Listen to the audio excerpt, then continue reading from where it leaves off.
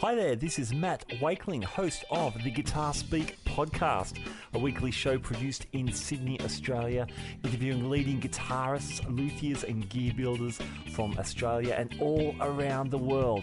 We're into all sorts of styles, all sorts of gear, so if you love the guitar, why not look us up on iTunes or Stitcher and join thousands of listeners around the world who tune in to the Guitar Speak podcast.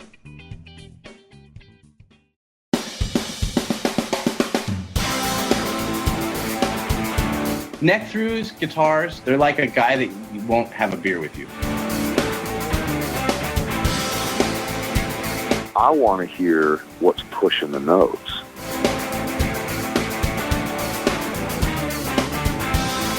Freddie King and B.B. King, Albert King, and let's not forget Burger King. I don't want to blow my knuckle out. Stainless steel is the work of the devil. These go to 11.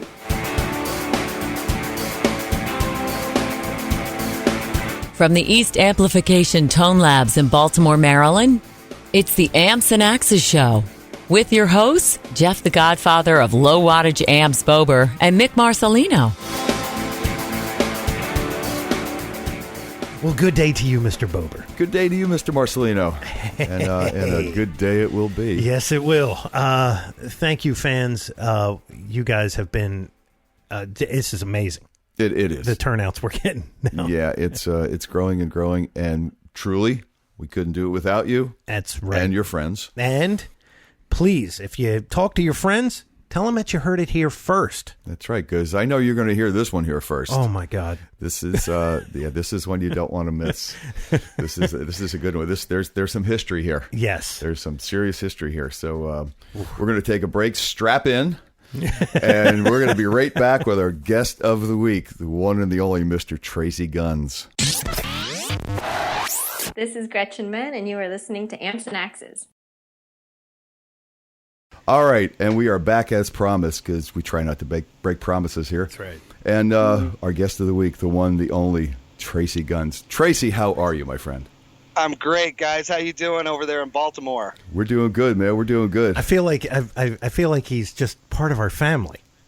You know what I mean? Well, yeah. It's just, it's funny. I have like a really stupid kind of outlook on time. Like time doesn't exist and people kind of come in your life when they're supposed to, you know what I mean? Mm-hmm, but it's like those certain people you feel like you've known your whole life, and it's just like the strange thing. And I think I must put it kind of out in the air because when I make new friends, it's like they're people I've known my whole life, and it's just I'm always really comfortable, especially with guys like you and we have mutual friends, and it's the most amazing, magical thing in life to just, make really tight bonds with people that are like-minded. Yeah. That's really good. It's a great way. I'm happy that you feel that way and that you can experience that, because honestly, I'm the same way. I don't know, maybe Mick, you're the same way too. It's like when you connect with certain people, there's a serious connection. That is really cool. Yeah. Well, it's great to have. Just to give an example, you remember at NAMM when we met Phil Oliveri, I thought he was going to kiss me. He kissed me. That's how it goes. Dude, what are the odds of Jeff being the guy that's built my favorite sounding front end of an amplifier, and I didn't even know Jeff. He's like, I'm that guy that made that amp that you actually paid cash for. It's like, you're the guy. Like, wow, you deserve every penny. Well, we have to kind of let everybody in a little bit. We LA Guns was in our town the other night, and it was it was this really weird, last minute connection thing that we got. It was. And Tracii goes, hey, dude, I'm going to be here. And we're like, well, that's ridiculous. You're going to be in our backyard. We're going. Yeah. Right. Yeah. So how weird is that? It was really strange, but it was cool, because it was like that cosmic thing, right? So, of course, we go and we meet Phil, who's taking pictures out in the parking lot. And then he just, the bouncer guy goes,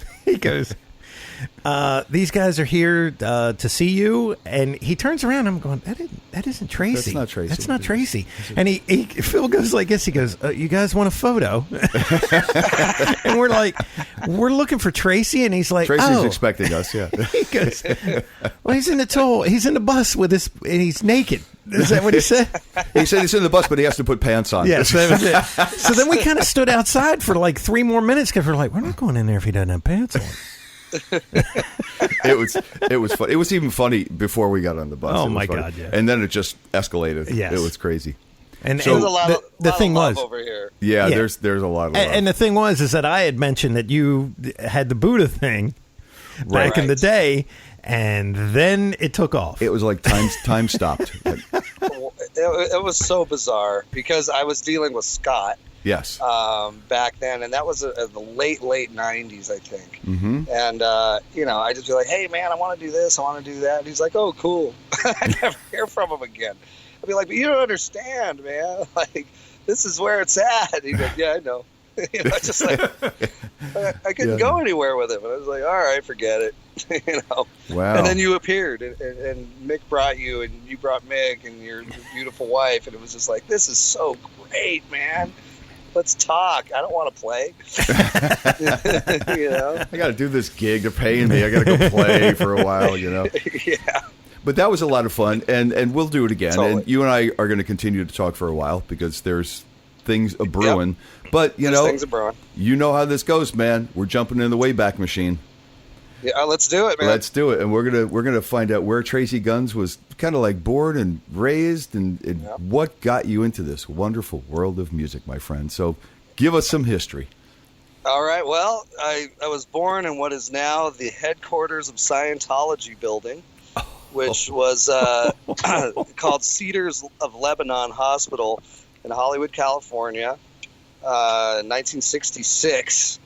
A long time ago, and my mother was born there too. Wow! And so I really grew up, the late '60s and the '70s. Really, going through school and cool things like satin jackets and goody combs and flared corduroy jeans and all that stuff. Elton John was God. And Ted Nugent, nobody knew he was a racist yet. All is great time, that was it. I mean, so I think becoming, by the time I was in junior high school, or even a little bit before junior high school, I became friends with who's known as Slash now. Okay, so we were like little guys, grew up in the same neighborhood, and we loved Aerosmith and Nugent and Zeppelin and stuff like that. I mean, really young. I think we really became, we have a very strange bond too. I mean, we're definitely been friends our whole lives, but also the other side. It's a very bizarre relationship we have. But anyways, we would walk to school together and, talk about how much he would think Joe Perry was the guy and that he'll never play a Les Paul and a Marshall. And I was the Jimmy Page guy and I'll never play anything but a Les Paul and a Marshall. And, and he got into BC Rich, Sun amps and stuff like that. And, so this was like my childhood, it was just surrounded by a constant, the Guitar Hero from LA was everything to us, and we had Eddie Van Halen that came out when we were just entering junior high school, and Randy Rhoads, first year of high school, and just, my God. So, we're like so competitive at that point, but trying to be cool about it. And our girlfriends were best friends. It was just as horrifying as it was nurturing. It was just really, really a strange way to grow up. And, our parents were very young. And so we had a lot of free time because they wanted their free time, and, we got into skateboarding and BMX bikes and playing the guitar and trying to, I mean, I can't necessarily say we were trying to outdo each other, but we absolutely were. It was never said. But the thing is with me is I started playing really young. I started playing guitar when I was 6. I had heard Whole Lot of Love in the back of my mom's boyfriend's car, and the theremin solo came up in the middle, and I popped my head up. I go, Mike, what is that? And my mom, oh, that's a guitar. That's Led Zeppelin. That's Jimmy Page. And I was like, I'm going to be that human. That's it. I'm done. Forget anything else. I have to make that sound. No. Wait. Your mom was able to answer that question. She said, that's Jimmy Page. Yeah. Was she into music? Was she musical? Was there anybody else in your family that was musical? Yeah, my parents, especially my mother, was really a hippie. I mean, like legit, and that side of my family, her 2 sisters, before I was 6, we basically all lived together in a gigantic house with a lot of hippies, that were kind of coming back and forth from San Francisco, a lot of psychedelics going on, a lot of mellowness though. There wasn't any real repercussions of that lifestyle at that time. Like we never got raided by the cops or, anything like that. But I really grew up, and my mom, she was really into playing pedal steel. That was her thing. And my dad, he played folk guitar a little bit and stuff like that. And so there was always an opportunity, to pick up an instrument. But the real catalyst for me was at 6 years old, my uncle, he's 63 now, so he's about 12 years older than me. And he was in his final years of college at that time. And I would just go sit in his room because he listened to records while he was studying. And he had a little, late 60s Harmony solid body guitar. And, of course, he had a 65 Deluxe Reverb, And, I would, pull it down and plug it in. And I'm sure I was annoying him, but he's just such the nicest guy. Finally, just one day, he's like, look, this is Pinball Wizard by The Who, and here's a D chord, and this is how you do it.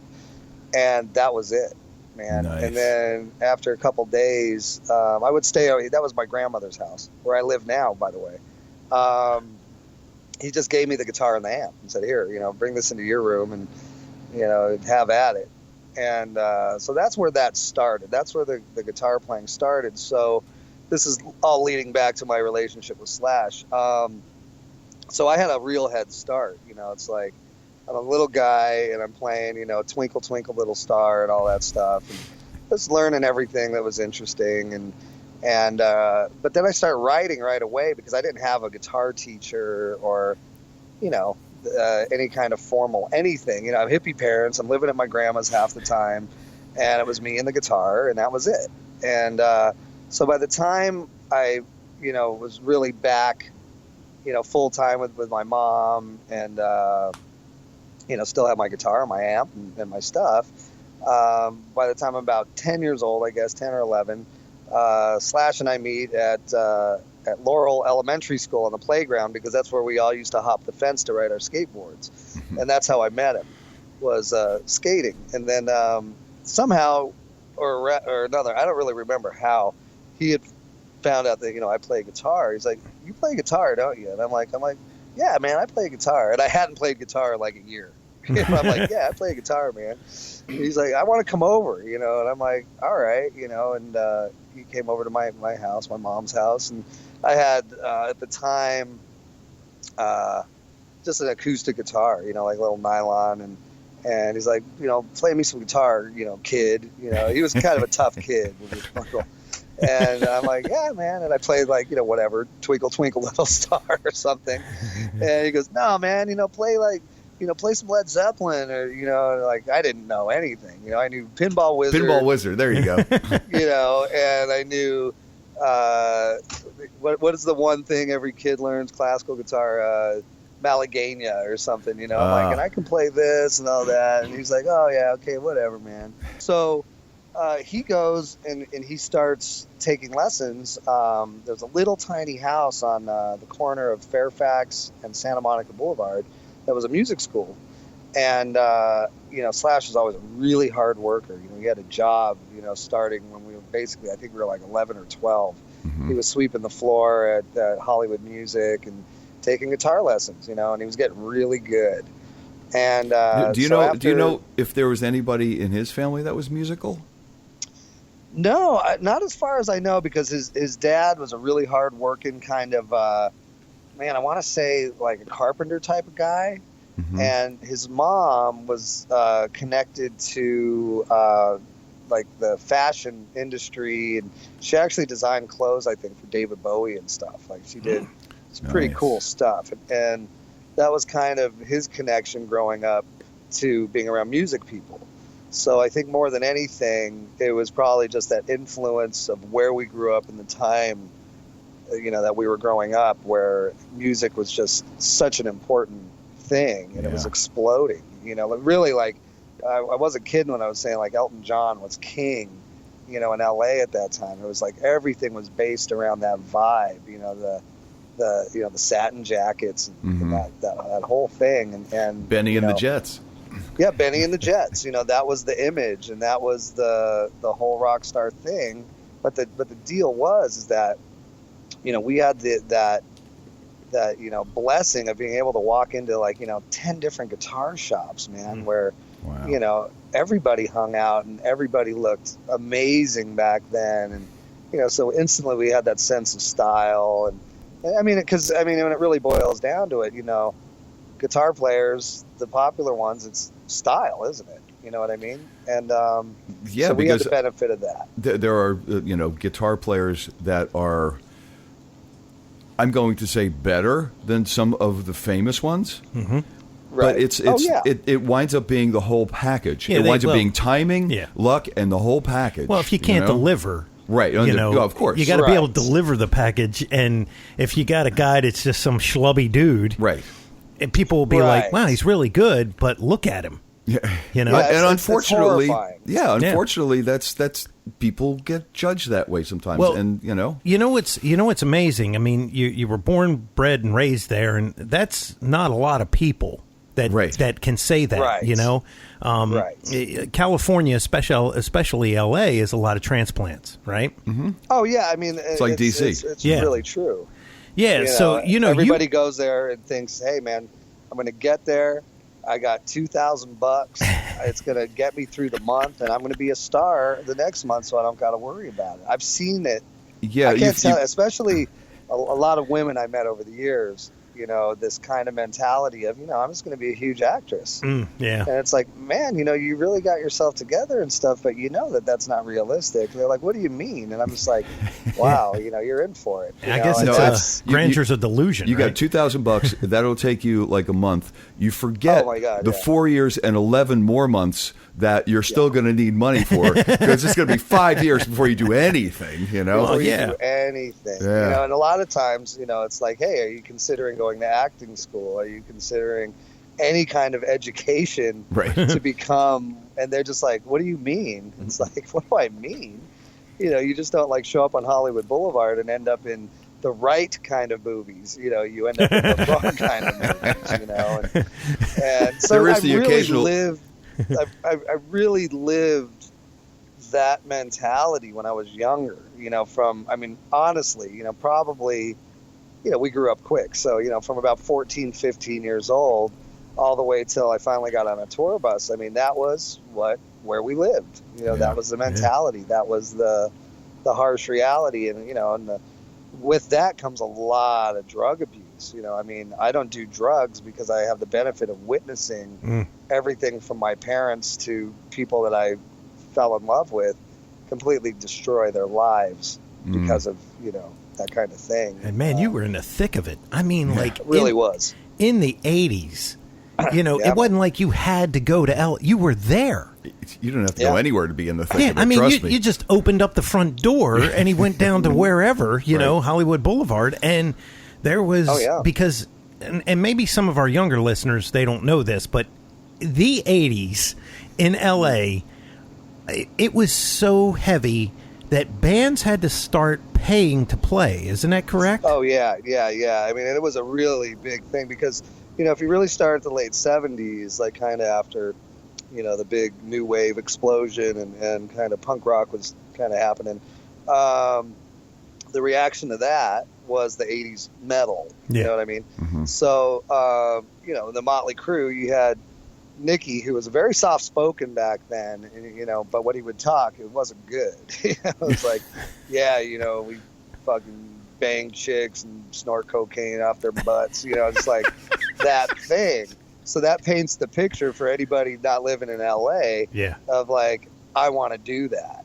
You know what I mean? It was very misogynistic. It was, very macho kind of thing. But, in his case, they certainly delivered back then. And they set a new standard, post Van Halen standard of brutality, image, and, being very cocky, which all of us bought into. I'm not going to say I was an enlightened human being at 16 years old. I certainly wasn't.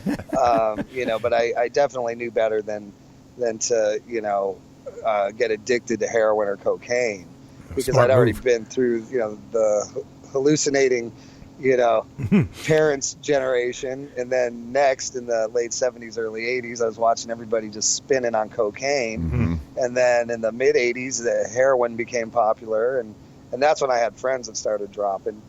And then after that, it was kind of cocaine again. And then people died or got sober, by 1990.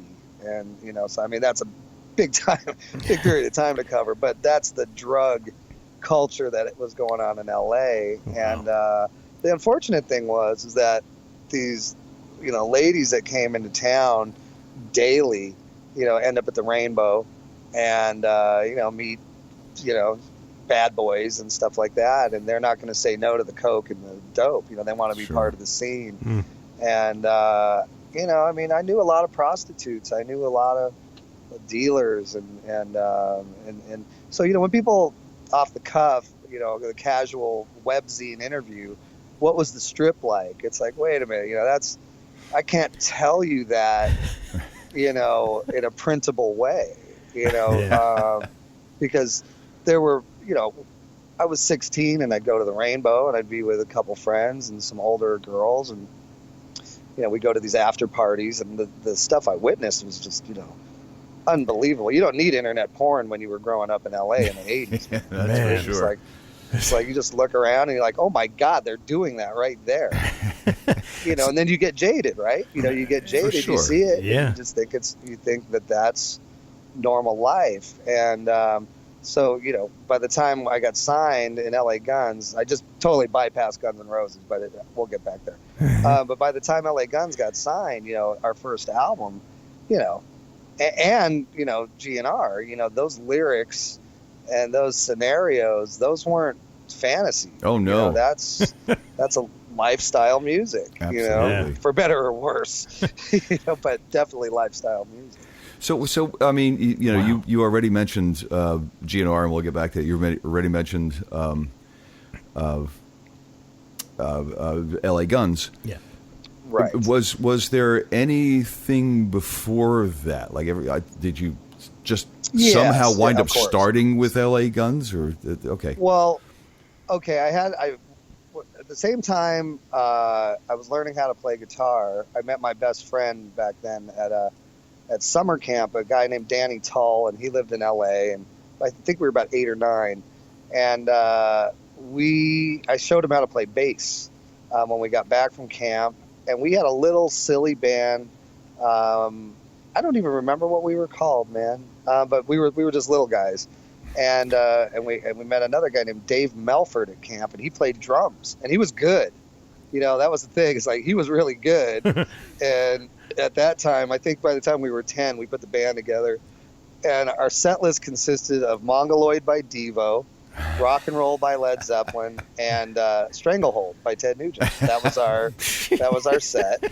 And wow. So we have our little new wave rock and roll band. And have you ever heard anybody doing Devo Mongoloid? No. I love that song, but it's like I've so never great. heard anybody say that they played that song. It's so great, and it's so easy for a beginning guitar player to absolutely learn, and it's fun, and and at the time it was a massive song. It was the only new song we knew. Everything else was hippie rock, which is the best ever, anyways. But totally. So we did that, and then junior high school came around, and that's when Slash and I were really kind of palling around. and we took a guitar ensemble class at Bancroft Junior High School, and there was a couple other really good guitar players in there, a guy named Philip Davidson and another guy named Marlon Meffrauser. And so we had a lot of fuel to get better, you know, and to work with music. We learned how to read music, and this is like, you know, about a year after Slash started taking guitar lessons. He was pretty damn good by the time we got in there. And, you know, so at that point, then now our bands, our little bands, from being little kids, we had, you know, kind of the beginnings of what was to come later. He had put a band together, and I think the original name was Titus Sloan or Road Crew. It was the same combination of guys he played with. And I had my friend Danny, and I met a guy named Rob Gardner, and we had our band, which was called Pyrrhus, which was some Greek mythology that no one ever bothered to look up the definition of, but and I still haven't. Nice. So that was our band, and you know, we played parties, you know, and we didn't have singers or nothing like that. You know, we didn't want singers, you know, like, you know, screw that. Let's just play guitar solos. and we did. The chicks will love it.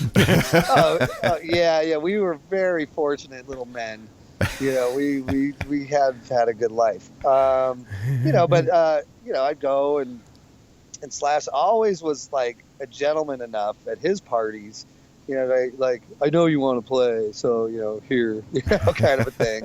And so, you know, at least we were congenial, but those were our bands, you know, and I would tell him, you know, one day, oh yeah, Achilles' Last Stand is my favorite song right now. You know, he'd be like, yeah, it's all right. And then I'd go to the party on the weekend he was playing, and he'd play it. And I'd be like, oh, no you shit. dick. Like, now I have to learn that? Like, what a jerk, you know? And stuff like that. And but let me here's the best kind of story. Okay, and then I have to ask you a question about the bands, but go ahead.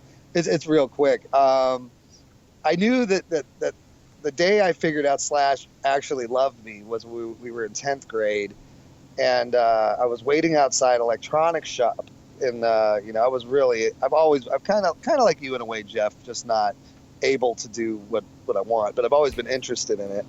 And he comes, just like, he finds me, you know, before school starts, and he goes, I saw your favorite guitar player last night. I go, you saw Jimmy Page? He goes, no, your new one. And I'm telling you, he's going to be your favorite guitar player. And I'm like, who? And he goes, it's this guy named Randy Rhoads. And I said, well, what do you mean? Like, who is he? And he goes, well, you know that picture on the side of the Starwood of that band Quiet Riot? And I'm like, yeah, I know. He goes, he's the blonde guy. I go, oh, so Quiet Riot's a good band. And he goes, oh, I don't know anything about Quiet Riot. He goes, but he plays for Ozzy. And I'm like, that's Black Sabbath, right? He goes, no, Ozzy has his own. He used to sing for, like, I didn't know anything. And wow. He goes, it was rad because he plays like you. He goes, he plays up and down the neck instead of across the fingerboard. And I'm like, really? Because that's, like, I had to teach myself. So, like, I learned kind of backwards. Like, just for instance, I would play a whole scale on one string. Whoa. You know what I mean? Like, I'd go up a whole string rather than go up and down the strings. Wow. And he goes, he does just like you, except he's really good at it. And I'm like, thanks. Oh, okay, cool. But you know, I was like, wow, okay, cool, man. I'll figure out who he is and everything. He goes, you're gonna love him. And I'm like, okay, cool. So oddly enough, a couple days later, I was going surfing with my dad, and Crazy Train come on the radio. And I instantly knew it was him. You know, I instantly just had this feeling that like I bet this is the guy, because it grabbed my soul so quickly that it was unbelievable. And I was still a little guy.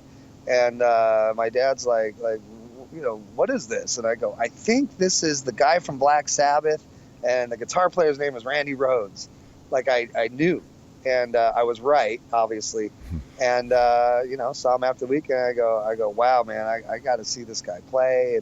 And he goes, I told you were going to love that guy. I go, he's not Jimmy Page, though, you know. And he goes, I don't know, man. You know, you got to check him out and whatever. So that was, like, really paints the kind of scenario, you know, of what I was doing. Yeah, what was going on, yeah.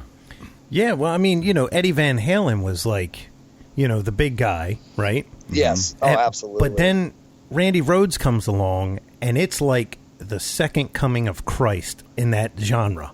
Because absolutely. Now you got a guy who not only can play at that kind of speed that, that Eddie had, he was absolutely musical. He was incorporating classical type stuff inside before Yngwie. Yngwie was doing that in Sweden, but we didn't know of him. We didn't know it. Yeah, and then he came over here in the mid '80s. Yeah, but completely different kind of phrasing. Yeah, totally different thing. And Randy was like schooled. I mean, he was like the guy. Interesting later. You know how we were talking about earlier how you connect with people. Last year, Rudy Sarzo and I had a band called Gunzo for a year. And so I got to travel around the world with Rudy, know, and and we talked about Randy. He loved Randy. Like, you have no idea how sad Rudy Sarzo is in his heart to have lost Randy. I mean, it's heavy duty. So he, so we talked about music and his approach. And yes, of course, Randy grew up in a musical and a classical environment of learning and stuff like that. And the most interesting thing Rudy told me was that when Randy approached the guitar, how a piano player approaches a piano in major scales, because that's how you learn. And everything else is just relative to these major scales and major keys and things like that. So the greatest gift that Randy was able to give the world musically was when he wrote a solo, where he worked it out. He was coming from a major point of view. Even if the song had a minor feel, he did the major licks and the major runs and all these things, because like Mr. Crowley or whatever like that, he would say, you think it's this, but now just play it in F major, and I go, holy shit, there it is right there. Yeah, and see, that is so different, because I mean, you can always play a minor scale in a major song, but you can rarely get away with playing a major scale in a minor song. That's right. And that's to be able to incorporate that. It's you really got to play with the notes and the phrasings and everything to get that to work. Well, I think it's really what you're comfortable with, right? Because I'm sure the three of us sitting here, we definitely learned our pentatonic scale first, probably. Oh yeah. And because it's a beautiful thing, and. So the way we approach it and the way 99.9% of rock guitar players approach it is that way. He just came at it from the front door instead of the back door. He's like, no, this is music. This is how music works. And the only other guitar player, what I would consider iconic guitar player that I feel really used major scales and the modes of the major scales is really Ritchie Blackmore. Yeah. Because he's playing pop songs. They're heavy, they're nice and rocking, and they have a minor feel. But his solos are impossible to figure out if you're just playing minor pentatonics all the time. Oh, for sure. Like, it's like what box does this fit in? It doesn't. That's right. Right. That is right. Yeah. And, Randy was the other one. And, I never had guitar teachers other than my classical, at junior high school. Which we did not learn, Crazy Train. So it was very inspiring, beyond the sound and the tone center of what he was doing. He was so damn cool looking, man. He just the total everything. Yeah. His own voice, better looking than Mick Ronson, kind of doing that thing, and just like. His tone was crazy, which completely came from inside. I don't care how many JMPs I have. I still sound like me. I can't sound like Randy, Well, but do you have JMPs with Altex? That's right. You got to have that big wattage speaker. Well, it's like, but I mean, Altex and JBLs are my least favorite speaker ever, because 9 times out of 10 they're ice picks in your ears. Yeah, especially with the JMP. Right. I don't know how this guy tamed that rig. Well, remember he had he had a Distortion Plus. Well, he did have a Distortion Plus, and that's kind of an EQ. Yeah, that's right. Yeah, he had the EQ pedal. Yeah. He had the MXR. But that's a combination that you kind of want to stay away from. Although Dickie Betts made it work too. Yeah. Yeah, I mean, and that's a whole other thing. everybody has their own, like some people like German chocolate and I just like Hershey's, you know what I mean? It's just, everybody's got their own thing. And, for him, now that we're talking about Randy a little bit, he had a mid-rangey tone because, he was playing through Ampegs and PV gear and, stuff like that growing up. So, that's how he learned. He never had like, a mid, dial that actually took out enough mid to make it feel good on anything prior to his Marshalls, so yeah, that's what he knew. Yeah. All right. So I'm going to go back a little bit to okay. Your early bands and what was your rig like then? I mean, what were you playing guitar wise and amp wise? Do you remember? I started on my mom's PV Pacer, which was her pedal steel amp, which had great distortion. I remember those. Wow. PV gets such a bad rap, but they made good gain early on. I had that. It had a nice sounding reverb, and and I could play along with "Song Remains the Same" in my bedroom for 10 hours a day, and it made sense.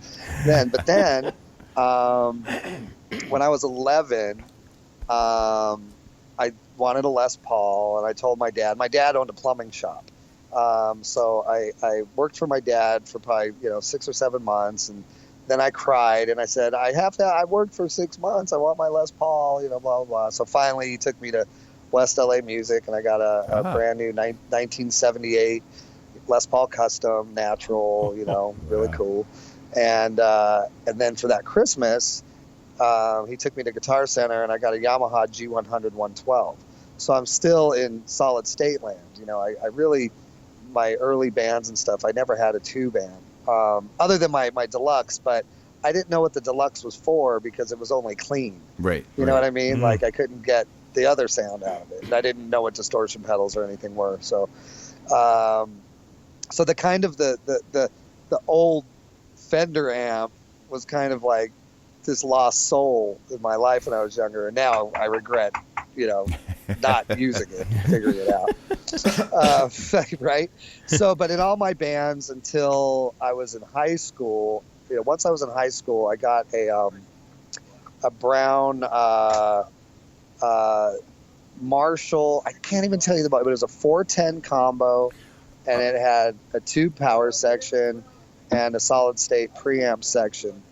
And it was my first, cool sounding amp. The brown Marshalls that I remember are like the Club and Country or something like that. No, it wasn't that. It was wow. Very odd amplifier. I know exactly what you're talking about. It was just this really oddball. I got it at Freedom Guitar on Sunset Boulevard, and I had to save up for that one. I remember it was like $600 or something, but it had speakers. I didn't want to buy a head and a cabinet. I didn't drive or anything, but it was pretty cool sound, and I discovered what the Distortion Plus was, and I got a micro chorus, and that was like whenever I discovered Randy, I must have been about 16. I had a loud rig, and I started playing with that, and at some point in there I had a Music Man HD 120, I believe it was, or 130, which was the same deal, the solid state preamp and the tube power section, and it was okay. It was all right. It wasn't good for being Jimmy Page and trying to mix little Randy Rhoads in there. It didn't really work that well. True. The Yamaha was the best for that at the time. It really was. But I always had my Les Paul, and but then Eddie Van Halen comes along, right? When I'm about whatever age, and I start really getting into Eddie Van Halen, and I'm like, man, I need a tremolo bar. How am I going to pull this off? And I did the biggest bonehead thing in the world. I traded it for a Mighty Mite, with a Fender Trem.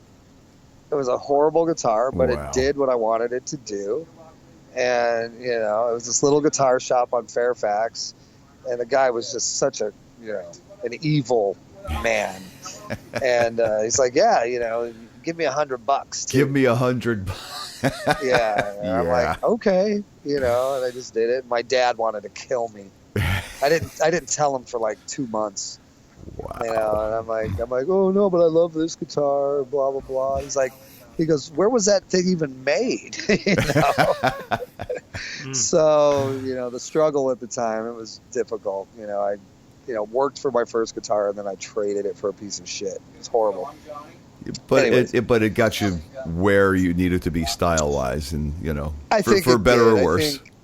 I think that, for learning purposes, I couldn't do things on the Les Paul that I could do on the Mighty Mite. And, I was really able to build up my speed. I just felt really funny imitating Ted Nugent and Jimmy Page on this weird guitar. That was the only thing that was weird. A very heady guitar player. Very conscious. Nice. Playing the wrong notes on this guitar. Right. Well, and as the 80s progressed, I mean, the Les Paul was almost like, that was, you didn't even touch it. Right. No, it was all. I did. It all but disappeared for a while. But it was all, it was Kramer's, and then, of course, you had Charvel Jackson, BC Rich. Right. And of course, with the BC Rich, you were endorsed by them for a small period of time, correct? For a long, actually, before I even got signed or anything, somehow one of the kids, it was either Joey or Bernie Jr., they came up to me and said, "Hey, man, you want to play BC Rich?" And I was like, "Wow," because Slash had saved up like for a year working at Hollywood Music to buy his Mockingbird, and I was like, "You got to be kidding me!" I mean, like, how much? And the guy's like, "No. My dad saw you play at Gazzari's one night, and he wanted to like talk to you." And so I was about 18, I think, and I went out there, and I met Bernie Sr., and he was just the coolest, most like flamboyant, hot-blooded Latino man, just full of passion, and he liked me to bring my current girlfriends over to photograph them with the guitars, Yeah, he was big on that. Yeah, we had a great relationship, and so when we finally got signed, that the real Charvel graphic thing was big, right? And I was only playing, Mockingbirds and Bitches, and then, I think at some point right around then I was able to get like a Les Paul Pro with P90s in it. So I had a Les Paul, because that's what I played when I was in GNRs. I played a white custom like Randy's and the Les Paul Pro, black one, and then I had the Bitch and the Mockingbird. But then we get signed, and Bernie calls me into the office one day. I used to hang out there. Once I was in the door, they couldn't get rid of me. And he comes in one day, and he goes, "I have an idea, And I'm like, okay, what are you thinking? Because he hadn't had a new concept guitar in a long time. He had done the Wave. I think that was probably in the Stealth, which was kind of like Rick Derringer's model. Yeah. And he goes, "I want to do something modern, man. What do you think about, that kind of Eddie Van Halen guitar with a pickup and a tremolo and blah, blah, blah." And he goes, "I think a great name for it would be the Gunslinger. And, since your last name is Guns, it could be your thing." It was all his idea. Wow. And I just looked at him. I said, "Okay, of course, what done. Like what? Am I going to say no?" And he goes, "Here's the deal. I'll make you as many guitars as you want forever, and then but you got to play these sometimes." And I'm like, yeah, whatever. So that there was no cash deal, right? Yeah. You didn't want to give me $10 a guitar. He's just like, "I'll have the guys, build you any piece of wood you want, but I'm not giving you any cash." So Gunslinger was the biggest selling guitar BC Rich ever had. I had one. Did you? Yes, you I did. told me that before. I mean, it was a very functional, not well-made American guitar. Oh yeah, let me tell you, for Floyd Rose's, that thing was amazing. Oh, I was very surprised because a lot of times, and I didn't mean to cut you off there, but with Floyd Rose systems, if they're not set up properly, like the neck matching the body and then angle, there's a little bit of an angle that they have to put on there, because when you dive, the way that bridge moves, it will if it's just perpendicular, if they're parallel to each other, right? When you dive, it'll just lose the sustain within a little bit. So if they angle that pocket just so that thing will travel through most of the dive until the strings just become, just falling off the edge of the neck. Yeah, I know what you're talking about. What actually occurs if it's not done, precisionally, is the bottom bracket comes off the post. Oh. When you dive. And so you only have one part of the bridge still connected to the body through the post. I see. It pushes off. I've seen on others. Yeah.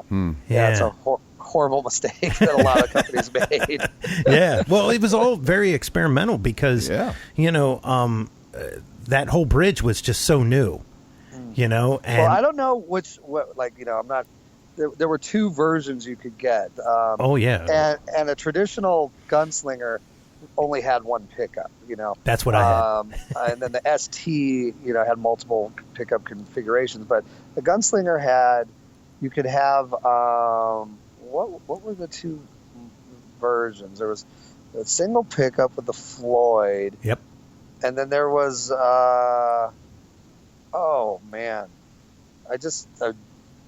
51, brain just goes, ha ha.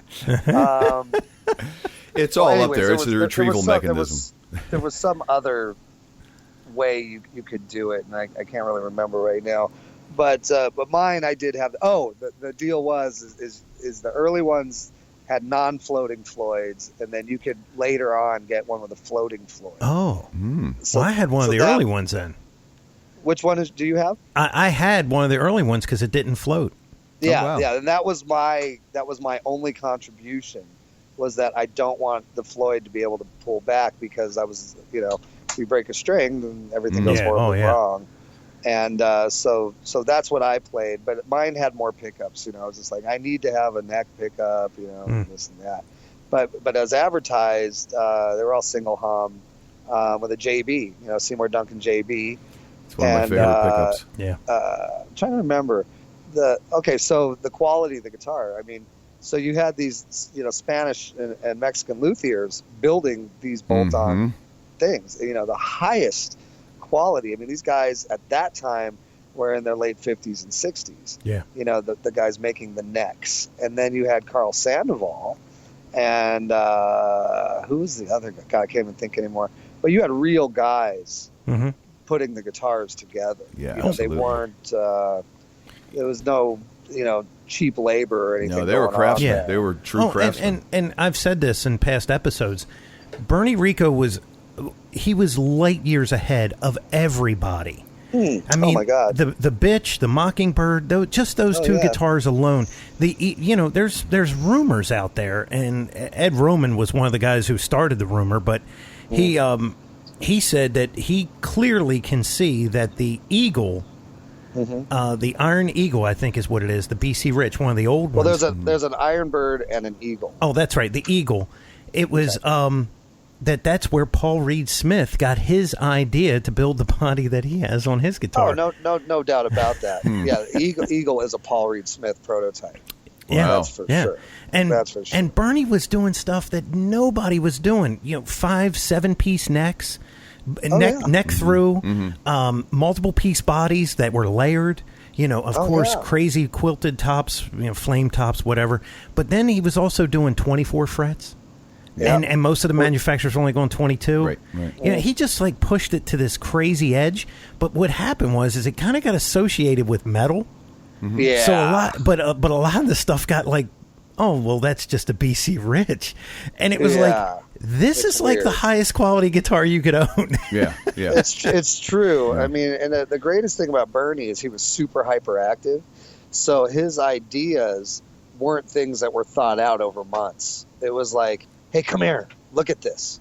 And he would just write something on a piece of paper and walk back to the main guy and go, hey, can we cut a shape like this? And the guy would go, yeah, give me 20 minutes, And he's just cool. Real off the cuff. And he loved tinkering with race boats. So he was really into, nitrous and electronics and, That's neat. Stuff that goes fast and stuff that does stuff and stuff that makes a difference. And he was also into comfort. You know what I mean? And he's a flashy guy, into comfort, into tweaking on stuff, So, I mean, this was the brain behind all this uber. I mean, look, the picture of Joe Perry with the red bitch on Double I Bootleg. That's the coolest picture of a guitar ever. Yeah, ever. Like, I mean, do you remember the ads in Guitar Player magazine? They used to run a 1/4-page ad, right? And it would say, "Name this guitar, and we will give one to you." And it was the bitch. Yeah, they had no name for it. Yeah, and it was like he left it up to the public. Well, there you go. And they came up with the rich bitch. And that thing, he loved people. You could get that thing in 10 strings, right? Didn't he make 10-string versions of that? Well, they were only 10 string. Oh, that's they were right. Only 10 strings when they had the 4 rear tuners, Floyd. right? The D through the E were double. Wow. Yeah, the low strings were doubled. Yeah. Yep. And but we were all cool guys, right? So we saw the picture of Joe Perry. We took out the other tuners, and there you go. Yeah, man. Yeah. Just the coolest looking guitar. So and Billy Rowe, who I don't know how familiar you are with Billy. Billy now has Rock and Roll Relics guitars. Okay. Oh yeah, But he's the guitar player for Jet Boy, and we came through the scene together. And later on, I went back with BC Rich when Bernie reopened, and then he died, and then I hung on a little longer, and they made me a couple of new bitches. And I was up, and Jet Boy was playing with LA Guns up kind of near Palo Alto or something. And Billy's like, "Oh my God, that's a new handmade bitch." And I'm like, actually, it's an import. And he's like, "Really?" And I'm like, "Yeah." And it was really well made.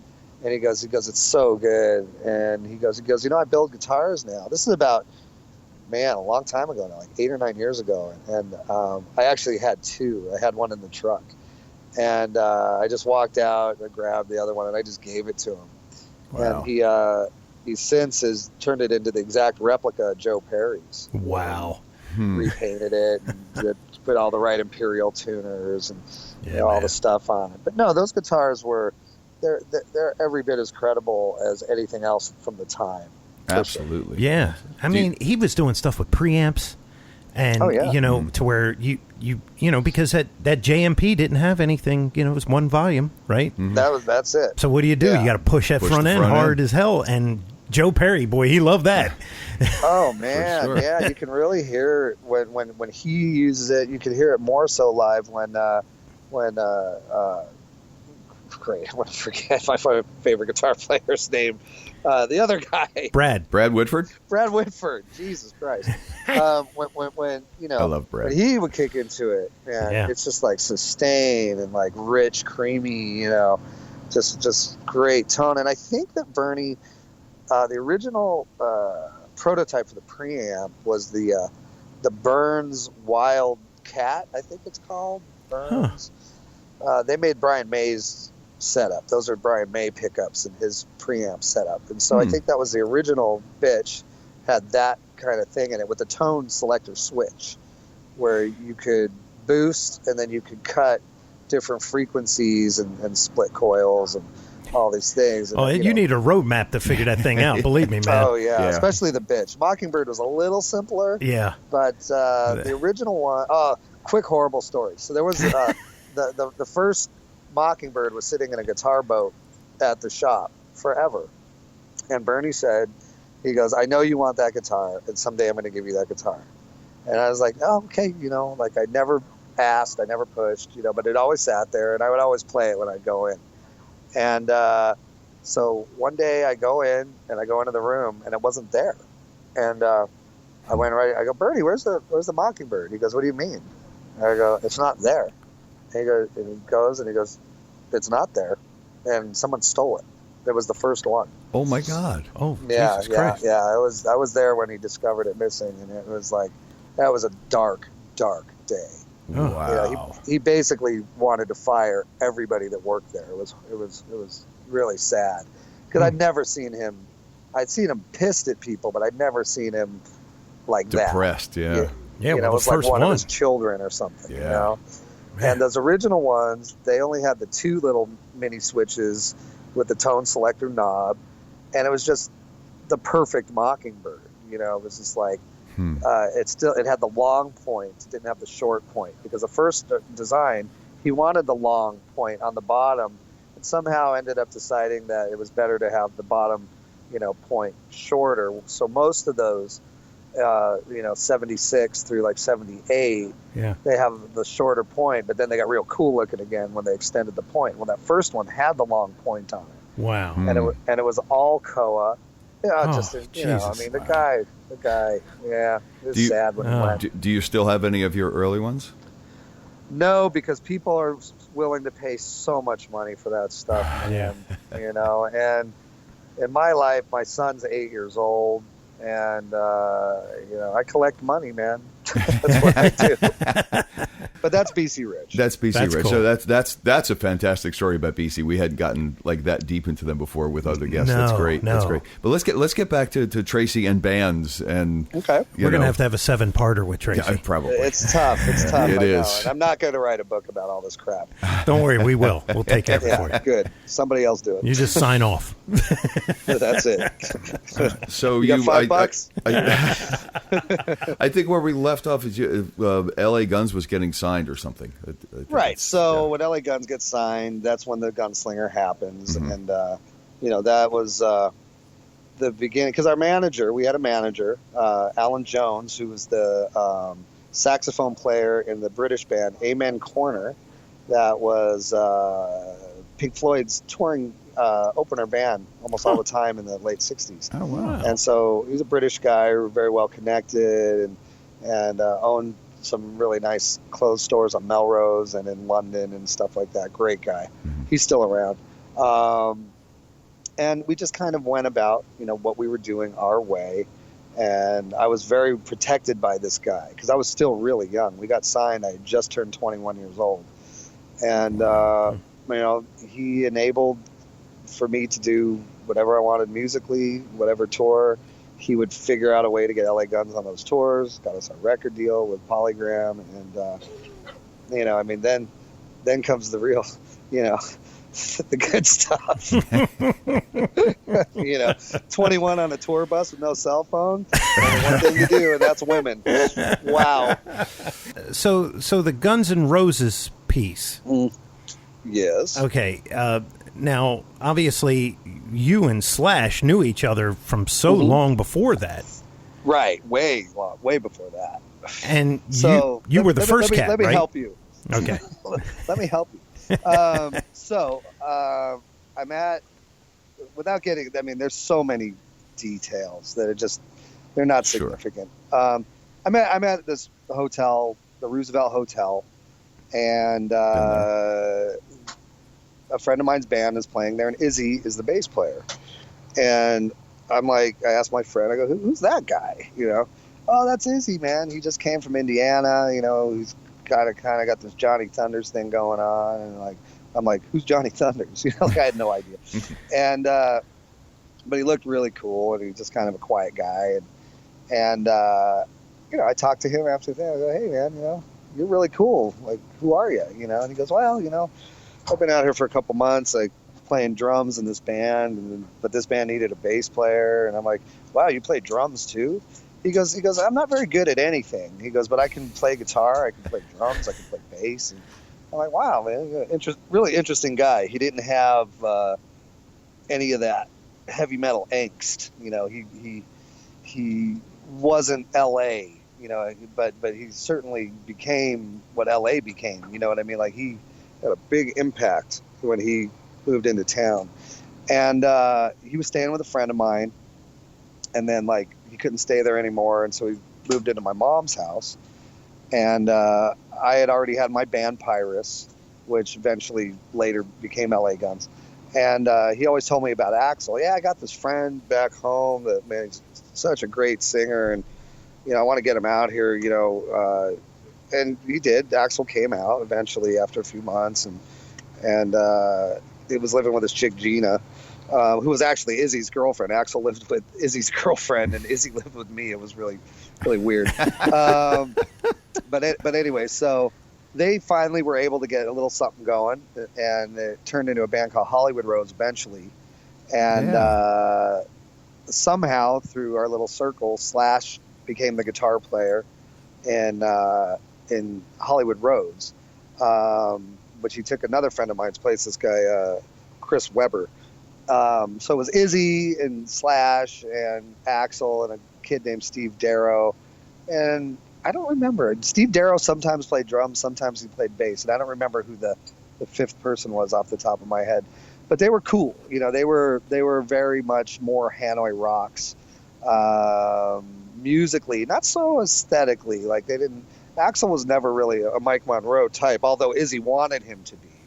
But he really wasn't. He was more into Dan McCafferty and kind of the hard hitting 70s stuff with that vocal range. Yeah. And so we were all like really best friends. And eventually Axl had to move into my place too. And at that time, Izzy got an opportunity to play in a band called London, and so he went and did that. Oh my God, London! London.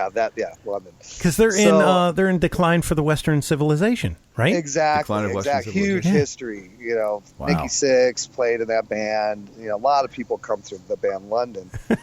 So crazy. So anyways, the singer that was singing for LA Guns at the time, it was a kid I went to high school with named Mike Jagos, and he had problems of his own. He actually just OD'd a couple years ago, a really sad thing, and he left. But Axl took his place in LA Guns, and we did a gig one night with London, LA Guns in London, and some stupid shit went down, and Izzy left the band, and like LA Guns was doing good, and Izzy wasn't in a band, and did another gig, and then Axl got in a fight with our manager, and who at that specific time, we were all living under the same roof. So it was like a real comfortable situation living there, and the manager just firing the singer. So we decided that, we were going to start a new band, and then the Guns N' Roses name came up, and it was just like, kind of striking gold right there. Like, wow, what a great band name. Yeah. And I said, let's get Izzy, because he wasn't doing anything, and that's how Guns N' Roses started. So it was LA Guns, we added Izzy. And so the guys in the band at the time were that guy Rob Gardner that I met in high school, my original drummer, and this guy Ole Bike, who at one point was in Merciful Fate. He was a Danish guy. Wow. And he was about 10 years older than us. And that was the original Guns N' Roses. And one by one, everybody eventually leaves. And that's the story. Wow. That is so crazy. Yeah, well, surreal, right? It's man. It's great. It is. It's great to look at now for me, like that far back. Like, geez, I remember those moments like they were yesterday. That is really so good cool. stuff. But I mean, just being in that area with all those players, they just start becoming intertwined in different bands, and then it just winds up with whatever iteration gels or decides to stay together, or it's crazy, man. Whatever gets signed, there was three layers, right? There was like this extreme glam movement kind of going on, which I call pop metal. Is really what it is. Your Poisons, kind of stuff like that. Poison, like stuff like that. And then you had, the far left, which was Jane's Addiction, Red Hot Chili Peppers, and that thing that was happening exactly the same time. And then we were in the middle of that. We were kind of always the outcasts. The Guns N' Roses, LA Guns, Junkyard, Jet Boy kind of thing we were the outcasts that drew all the people. It was a strange chemistry because all the real foxy guys, they didn't want to have nothing to do with us. All the foxy chicks wanted to have everything to do with us. And, we were just kind of a little skinnier and a little dirtier. Just, here's a good analogy, right? If you like hot rods, you got kids that like tuners, right? All your Japanese cars, right? Mm-hmm. But if the guy with the hot rod, the 32 lowboy or the, whatever it is, right? 3-window coupe, it doesn't matter. He pulls up and all the hot chicks go to that. Because it's true. It's not new. It's true. It's different. It's not even fast, compared to some of the new stuff. But it's just got that thing. It's the primer black with the red rims. There you go, man. It's a thing. And that's what our bands were. We were that car. That's for sure. Yeah, cool. You were like a newer version of what would have been like the sort of like the rockabilly guys. but it was it was a rock and roll metal kind of thing. I can see that. Yeah, because it was all tats. I would agree. Yeah. Well, I think that we had, the glam guys were the uber macho guys wearing the women's clothes. Yeah, right? I never got that. And the alternative guys, which aren't alternative, they were just amazing. Jane's Addiction and all that stuff. They were so fucking depressed. Yeah. You know what I mean? And then it was just us guys, and we were hard hitting. We were ready to get down. We were like, we would work together, and there was just something a little bit more interesting, I think, about what we were all doing to a certain group of people. Obviously Guns N' Roses, they had some songs and a chemistry that's undeniable. You know what I mean? Like they were, as far as I was concerned, they became the next Rolling Stones. They just it was destined to happen, and it happened. And the stories and the drama and all that just makes rock and roll history, and that's what rock and roll is it's stories. Yeah. Sure. And they just really had a thing. They had Bryn Bridenthal, an amazing publicist that was ended up being Jerry Springer's publicist. She was Motley Crue's publicist. She was good at taking the dirty stuff and getting it in everybody's face, because she knew that was way more interesting than this guy's, protein shake in order to get his ass in those spandex pants. You know what I mean? Dirt sells, man. Dirt sells. Sex sells, dirt sells. I love that shit. More people look at accidents on the freeway than the trees on the side of the road. Oh yeah, exactly. Yeah, for better or worse. Now, so you're out there and you're doing the LA Guns thing, and here's my take on you as a guitar player. When I heard your stuff, and then because the way news traveled back then, it was a little, I had to kind of like research a little bit to even find out that, like, hey, that was the other guy, Guns N' Roses. Right. And, but I was like, your guitar playing to me was just so much better than Slash's, and that's that's not trying to insult Slash. I think he's a great player, but the reason I liked your stuff so much better was just because it was smoother to me. I think there's a reason. I think Slash has a reason.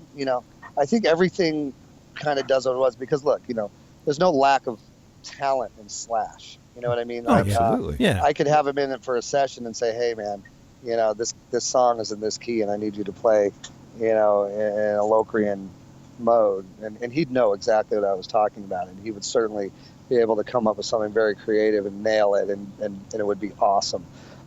He is very calculating. He's a quiet guy.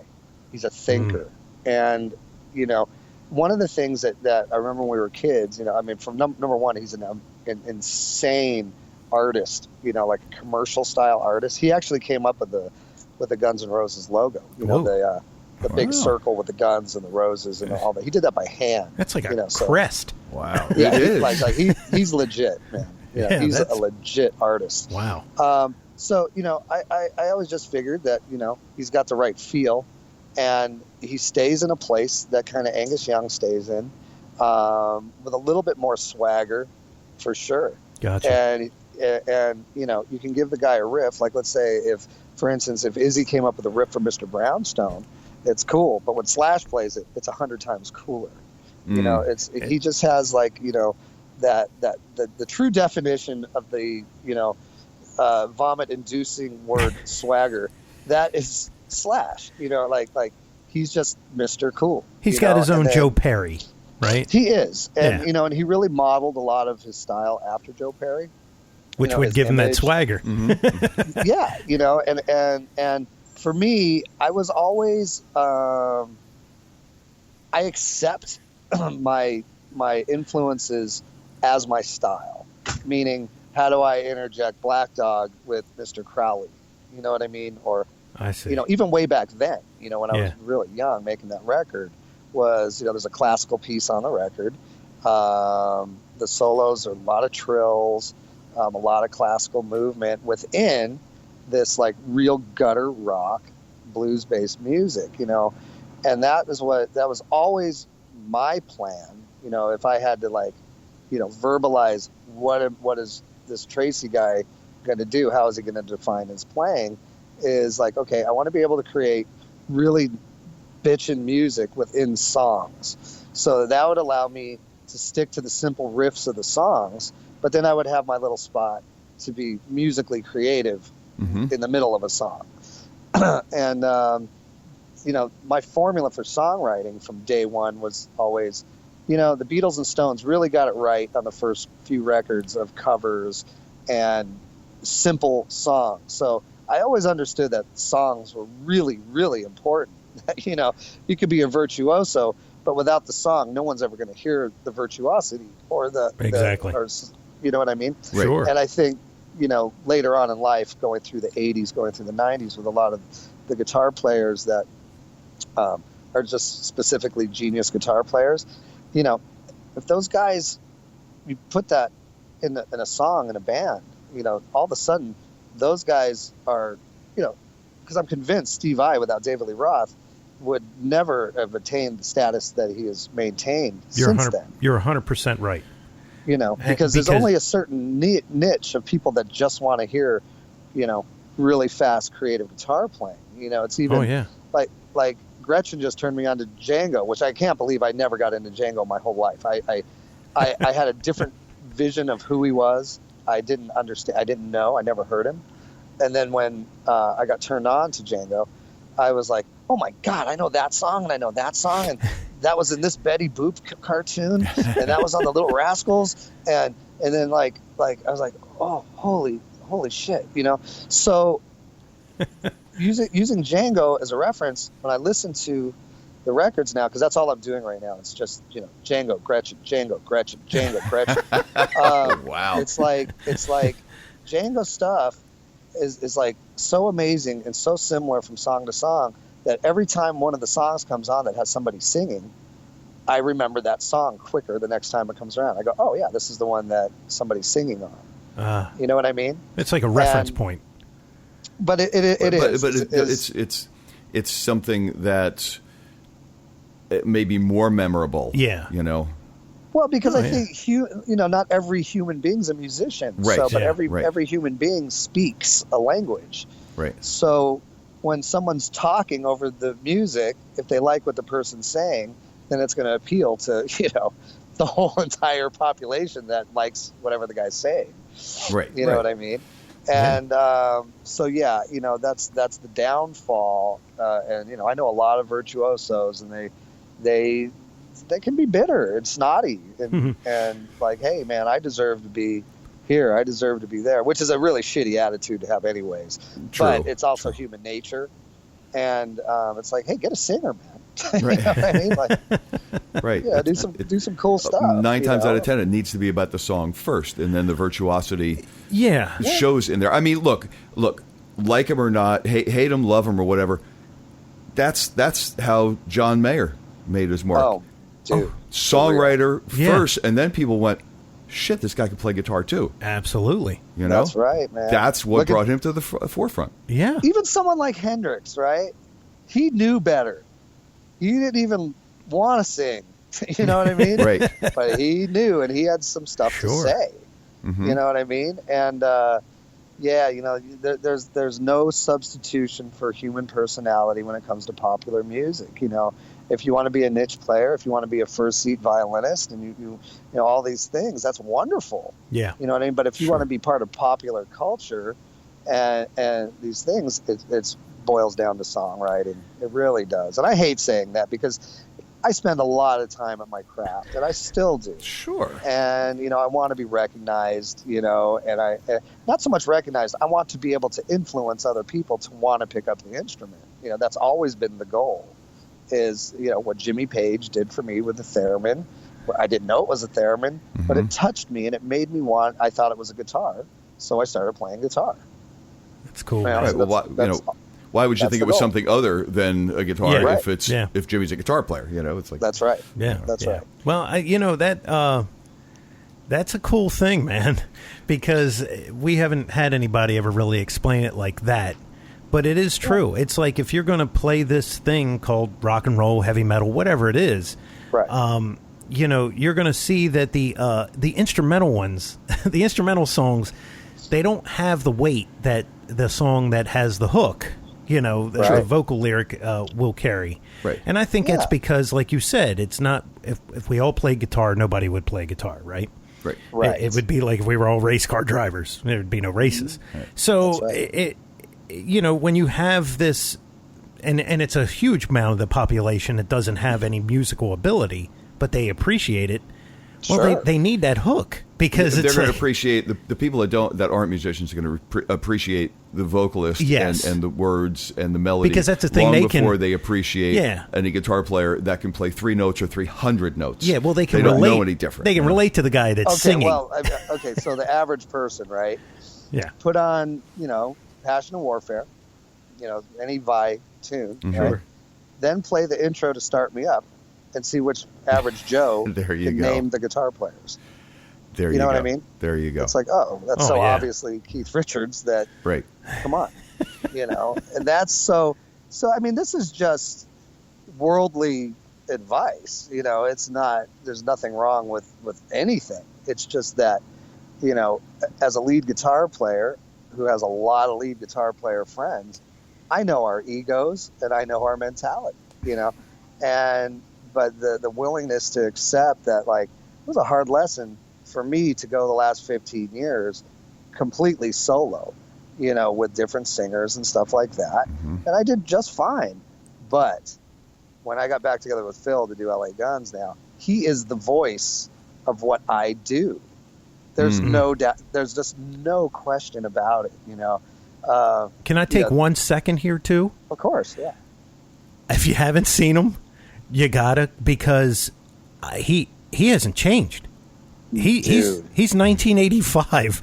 I mean, Dude. it is crazy how that guy's voice has not changed. He's gotten better. It's stronger. I was like, we were standing there and I'm going, holy crap. I just couldn't believe how he hasn't. Yeah. He's like 60 years old. It's like he hasn't missed a beat, man. I never heard anything like that.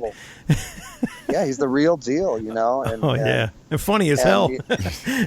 I mean, and I sent you the mixes. I don't know if you had a chance to listen, but when you get into the record, we sound like fucking LA Guns, man. It's crazy. Wow. The music's a little bit more complex. It's heavy and edgy and dirty as ever. There's a little bit more classical influence in some of the stuff. No, but seriously, beyond just the natural progression of learning music, it is the new LA Guns record. It sounds like LA Guns. Phil's never sounded better. All the hooks are there. All the girth is there. The depth of the music is there. The production is the best production, obviously, because we progressed, technologically. Yeah, sure. Different time. I mean. But I never wanted to admit that Phil was the voice of my music, and that's why people like me. If they do like me, it's because they heard an LA Guns song. You know what I mean? Yeah, and that was a bitter pill to swallow. Yeah, that's a lot for a guitar player to concede to. But my ego is no different, man. I mean, I'm a dick. I think I'm the shit. We're supposed to. That's what keeps us going. Yeah. But I've had to, really admit a lot of things in the last 5 years in order to be able to make progress, to move forward, to stay viable and provide music for my fans that want to hear what they grew up on, whatever it is, and I'm glad that I did. I just think once you can accept that, come to that conclusion and accept that reality, I think it just in the long run makes things better anyway, because now you understand things even a little better. Oh my God. Yeah. Yeah. Well, I mean, look, I guess we never stop growing.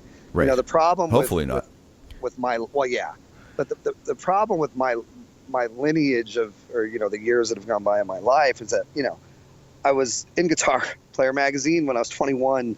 You know what I mean? Like, you don't do that to a lead guitar player and expect him to have any sense of reality at all. I just like, I'm one of those guys, man. Hey, fuck you and fuck you and fuck you. I'm the guy. I'm here man. And you're not. Yeah. Which, by the way, I found out later made me very unapproachable by people. People are like, yeah, I mean, like I really want to talk to him. I want to do stuff, but is he really mean or something? And like, I'm just not, and I never have been. But at 21 years old, and playing golf with Eddie Van Halen and all that shit, it's like, yeah, man, I'm the fucking man, That's motherfucker. Right. I am that dude. I am that dude. And you're not. So I should have got back to you. We didn't get those cuts. Now, is this? Oh, you didn't? No. And what's the part of the? Is this the new album? Yeah, it's done. And oh, cool. So this is not Hollywood Forever, which was done in 2012. This is something new. No. This is brand new magic, man. Okay. The album's called The Missing Piece, spelled like the peace sign. Like. Oh, okay. And it's groovy and it's what you want if you like LA Guns. I promise you that, man. I'll resend it. I don't know why I didn't. Yeah, and it is what we're missing nowadays. So that's a very appropriate title. But bro, it is. But okay. Let's get back for a minute. Screw the lead singers. Let's get. I want to go. I know, and we're pushing the limits here of what I think Skype is going to continue to let us to do. This has been a great interview. Oh my God! But I want to go. I just want to do a little bit about gear, yes. and then because it's going long for everybody. But how have things changed gear wise from LA Guns, GNR to this era of LA Guns? How have things changed for you at all? Or are you still like what you like what you used to like? What's different? What's the same? I do like what I used to like, but I find it easier and smaller to achieve. Because I mean, for starters, the very first LA Guns stuff, the only amplifiers that I could get that sound out of were Randall solid state amps. They were they just had a certain kind of gain. Yeah. That I couldn't get. Without a ton of noise. So I got into Randall, and I was with Randall for a long time. I've always been gone for the very JMP 800 with a super overdrive kind of tone, which is just enough sustain and a lot of sustain. Mm-hmm. But now, interestingly enough, and Jeff and I had kind of touched on this in our email, the world has evolved into a place where you can get a little tiny box, with some knobs on it that emulates the front end of any of your favorite amplifiers, whether, it's a Buddha or an East amplification or a Fender, reverb or a triple rectifier. If you get a little pedal and you run it through the power section of any tube amp or any amp for that matter, or just a power amp, all of a sudden you're very portable and you have a lot of control over the amp within your pedal board. Or if you're using a fractal unit or a pod and stuff like that, it gives you preset, stuff and noise gates, and it's way too perfect. You can get real perfect these days. But the essence of what I do in LA Guns is the same. So I still run in stereo. I always have, even though we have another guitar player. I run in stereo with just an old Boss CE3 stereo chorus, which really isn't stereo. It's just that one side is dry, and one side has a little bit of chorus.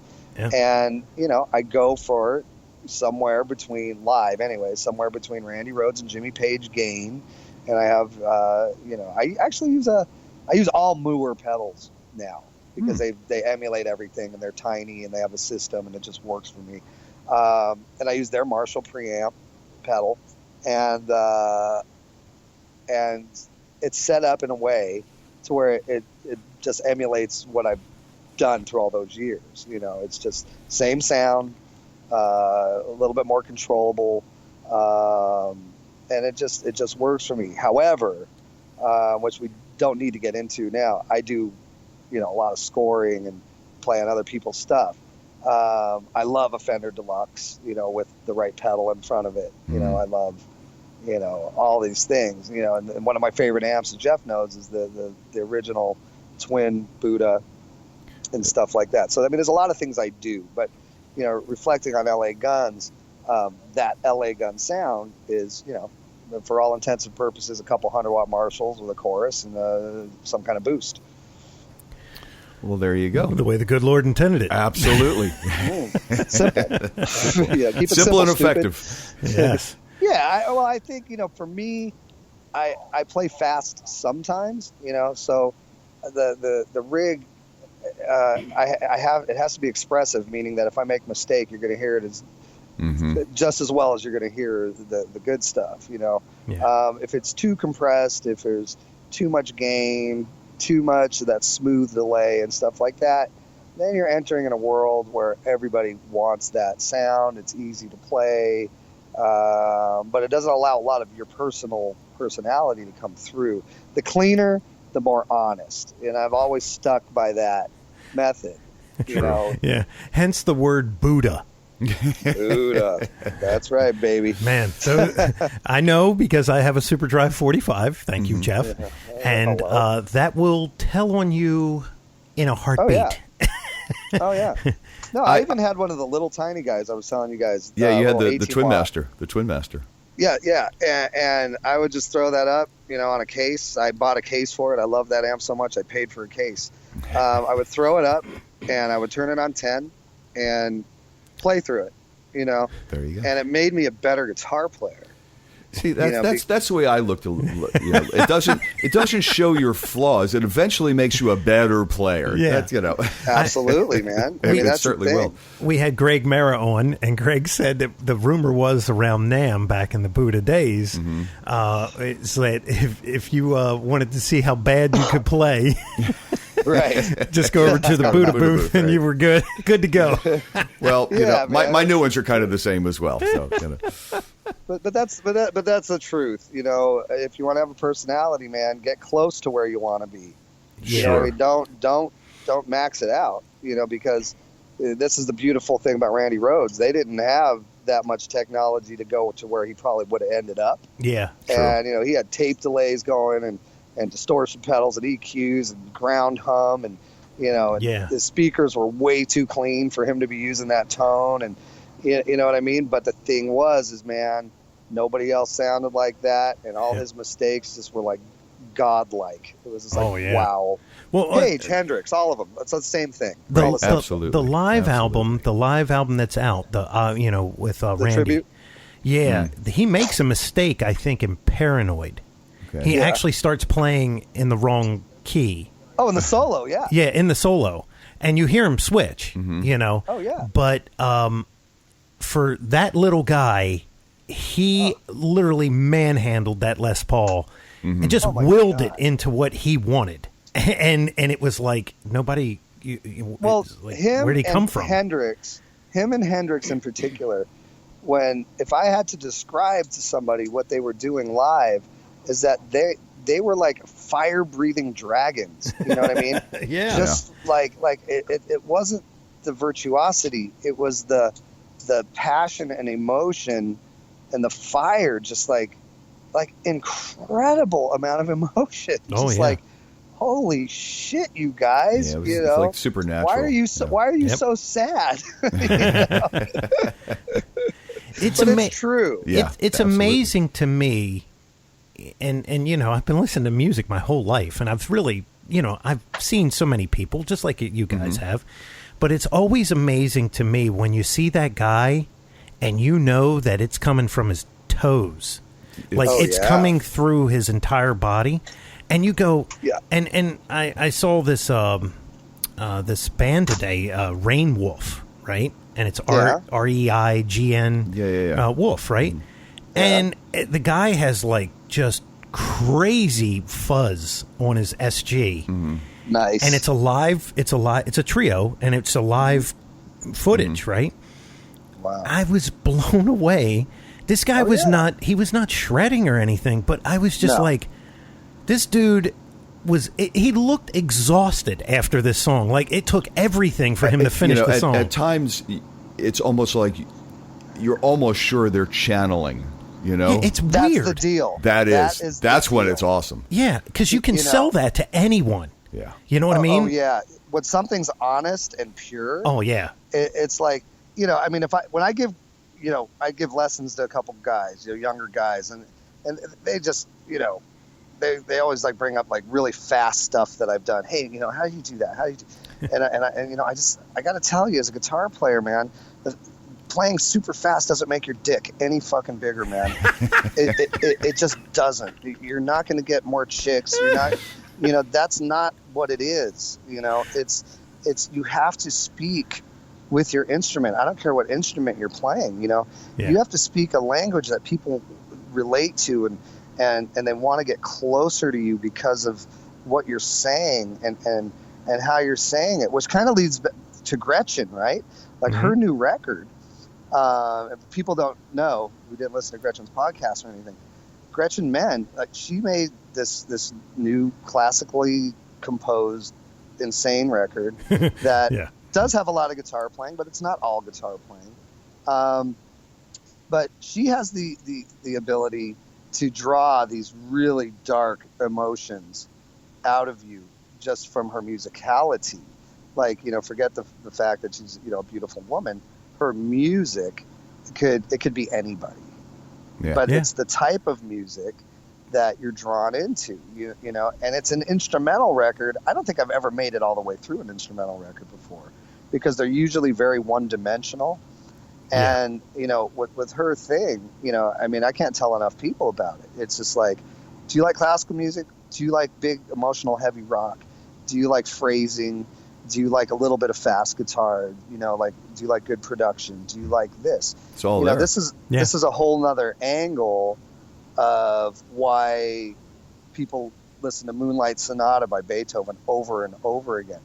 Because sometimes, every now and then, someone can do something instrumentally that really touches the heartstrings, but those individuals are just that. They are individuals, and they're not, one-dimensional or whatever the word is. And it's more about the beauty and the heartstrings that you're pulling. But those type of people obviously feel that way in order to create something like that. Because I doubt when Randy Rhoads was doing I Don't Know, for instance, when he's writing I Don't Know with Bob Daisley, it's a rock song, right? But then when it was recorded, like let's say somebody else recorded the song, it will not have the same effect on you as it does the way Randy Rhoads did it. Right. Because of the person, and the person is everything. So guitar players, let yourself struggle a little bit, while you're playing. You don't have to, I just saw this video somebody sent me, and it was like all these guitar players, and they're just practicing scales as fast as they can in front of an audience. And I'm sure that some people really love that. But I know that guitar players want to bust out, and they want to be popular, they want to have a big fan base and all that stuff. It's like, be creative. Be more creative than speedy. You know what I mean? Mm-hmm. Be creative. Say something cool, man. I don't know the last time that I felt emotion from speed.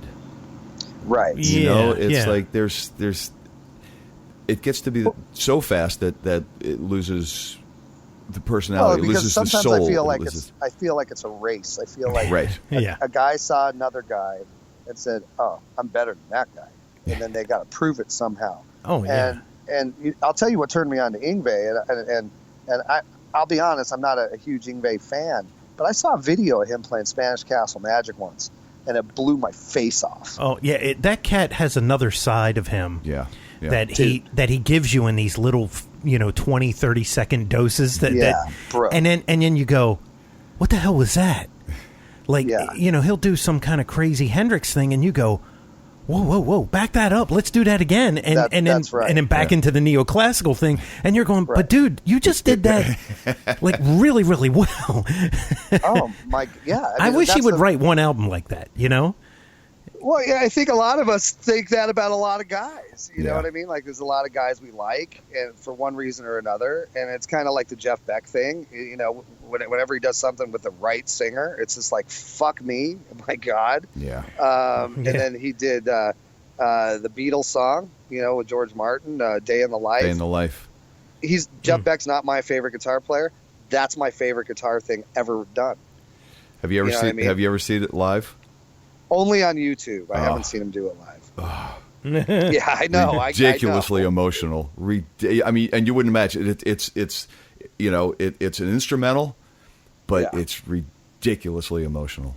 But it's an instrumental that you know every word of. Yes. You know, and that guitar is saying every word. And flawlessly, beautifully, you know, just like, you know, I relate to Jeff Beck on a human level probably more than any other guitar player. Yeah. Although he's not my favorite guitar player, but I feel him. You know, I love him. And there's a very human aspect to his playing. It's a very human, vocal, emotional aspect to his playing. Goddamn bar. I know. He uses that bar in such a way that he makes it. Wow. It's not a note. It's a voice. It's a voice. Right, right. It's certainly, and you know, to a certain extent, Warren Haynes is like that. Yeah. Oh, Derek Trucks. I mean, look at Derek Trucks. Oh my God. Jeez, that's a whole different. We want to get nuts with guitar players. Forget about it. That guy. Hey, give me that bottle over there. Let me break it. I got this cool SG here. Want to cry for a minute? Check this out. Here's how I envision like 90% of the guitar players that would ever get a chance to play with Derek Trucks.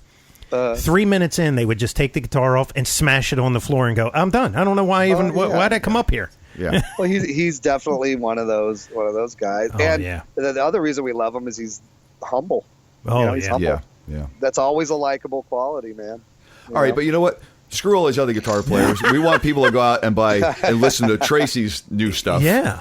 It won't be out for a while. We just are mastering now. It's probably coming out in toward the end of summer now, I would think. Oh, we'll cool. talk about it again. You know what? Yes. We got to have him back on. There's so many stories Absolutely. in here, man. But, you know, we caught him out on the road. Hopefully our guests can catch him out on the road, too. You're going all over the place. We'll be everywhere this year. Wow. Yeah.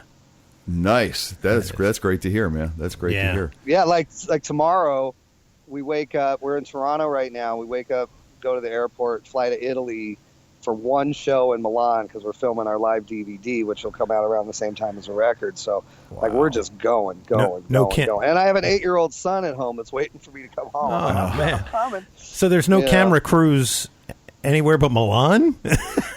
Yeah, I know. Well, because of the label, it's Frontiers Records, and they're based in Milan, and they like to do this festival every year.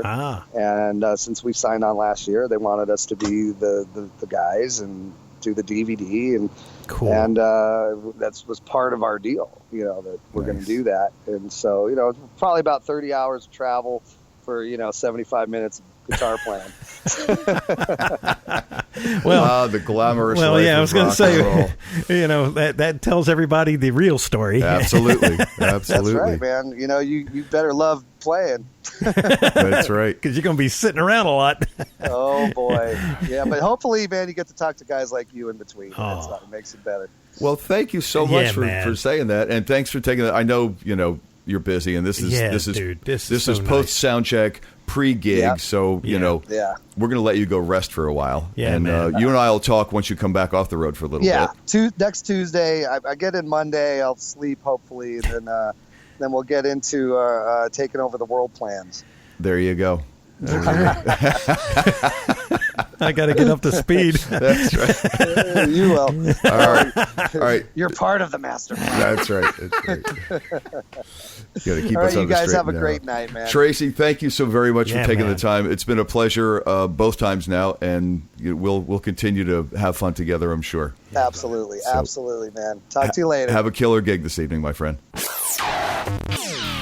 And there you have the story. Oh boy. The story could keep going and going, and it will. But man, I'm just so happy that they're back out there again and doing it. And, and not so much about the 30 hours of travel for 75 minutes of playing, but it is what it is. And you got to finally connect with him after all these years, and that was I'm telling you, I wish. It's sort of like sometimes I wish I had a GoPro stuck to the side of my head and just recorded my life, because I got to tell you. Just as my perspective, when he realized who you were, I thought he was going to tackle you, because it was like, well, now we're on the tour bus and we're having a conversation. And that was fun. The road manager's like, we got to go here. We got 5 minutes. Right. And he's like, yeah, that's great. I'll let you know when I'm ready. No, it was all good. It was great. It was fun. It was fun. And that guy, by the way, is that guy. Absolutely. I mean, he is nothing but genuine and just straight up. Absolutely just a sweetheart. And we have to thank Gretchen. Yes, we do. Because for she putting turned the us pieces on. together. Yeah. You know, she said, you got to interview Tracii. And Thank I was you, girl. like, Thank you. Okay. And he's obviously a big fan. Oh, my God. He's obviously a big fan. Yeah. You know, they're fans of each other. So yeah, exactly. Thank you both. Yeah. Is there anything else? I wanted to tell you about something, but I can't remember at this moment because we've been going a very long time. Yeah, we have. So until next time, my friend. That's right, because you never know. You who's never gonna turn know. It up. I'm Mick Marcelino. And I'm Jeff Bober. And we are always saying onward.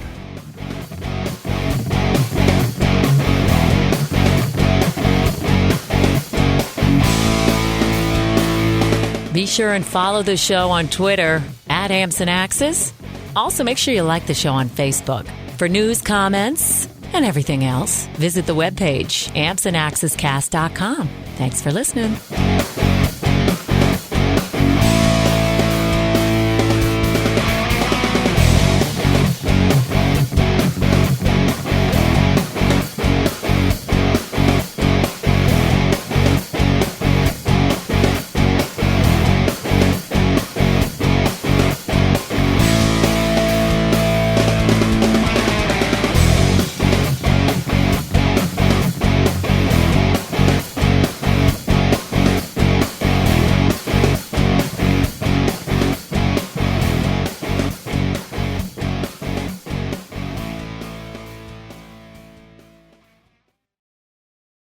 Playing super fast doesn't make your dick any fucking bigger, man.